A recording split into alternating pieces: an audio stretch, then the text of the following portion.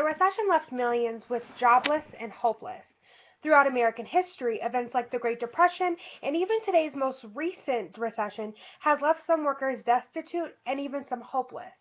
However, in the time of the recession, like the former one of the 2000s, temping agencies were really a helping factor in this. With the help of tipping agencies, many may have been able to find the means in order to support their families or even themselves. Today, however, tipping agencies may not be all that they're cracked up to be.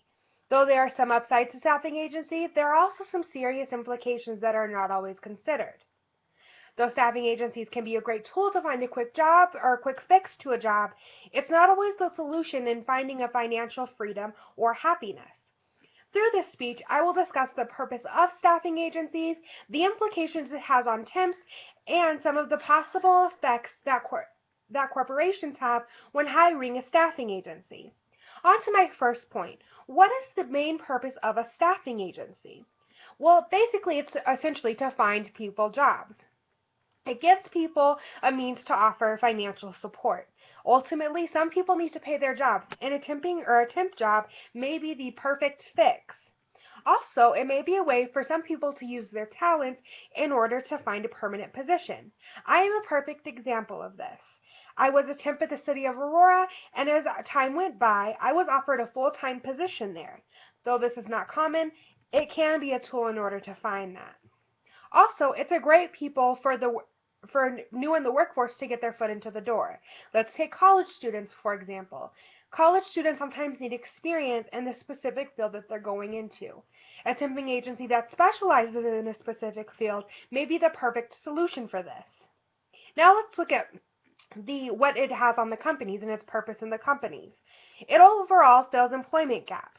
It also helps with efficiency. Ultimately, a temp may help with the efficiency for a small amount of time as they need, such as maybe a huge supply and demand time, like Christmas or Thanksgiving or something like that. Also, there's no comfort of having to fire someone. That's all left to the firing agency, or to the temping agency, excuse me. Also, they're able to fill employment gaps while also paying a lower wage to temping agencies than they might have to pay someone who's completely qualified to take the position. Now let's take a look at the main resource for a staffing agency, temps, or temporary workers. Basically, for my first part of that is it might be a quick means, but it's not a fix to a permanent position. According to U.S. News, Deborah Bailey, a career life transition coach, writes, but even as many temps hope to stay on as a permanent worker, most don't. Often people will go to temp agencies believing it's the path for a full-time job. It's best to look at temp work as just that, temporary. Essentially, not all temp positions are going to find a permanent position. So you have to kind of look at what a temp agency is. It's to find temporary work for a quick fix, but it's nothing permanent. On to that second part of that. Temping agencies can have a tendency to be unstable. With the supply and demand, ultimately, it's left to what the temping agencies can staff for. If the corporations don't need anyone, ultimately no one gets a position. Not only that, but it's easy to lose your job at any given moment for medial things, maybe for efficiency or for a code or work or a dress code or something along those lines. It's not a completely stable position, and there's not as much patience. It's a lot easier to fire someone and to have someone come in who can do the same exact work that you can do. And third, temps aren't always paid what they deserve. The main way a temping agency stays in business is by charging a fee based on the hourly time. For example, if I make $10 an hour and there's a 50% rate on top of that $10 an hour, for every hour I work, a staffing agency makes an extra $5 off of my work. Also, there might be some equality in full-time positions, and half of that percentage might actually go to to a temp, basically meaning that temps aren't exactly paid what they're qualified for. Now let's look at the last part of this, corporations. There's also a little bit of instability or unreliability in corporations as well. Some temps realize that it's only a temporary position. Thus, they may not take it as seriously.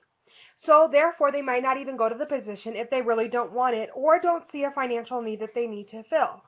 Also, they may be forced to pay extra. As stated before, there's always a rate on top of the hourly wage that the staffing agency charges. So maybe that $5 an hour might actually having them charge or may force them to charge more.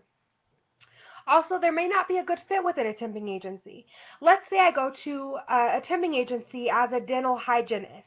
They may not have that specific field available, meaning I may not even find that specific job set that I need.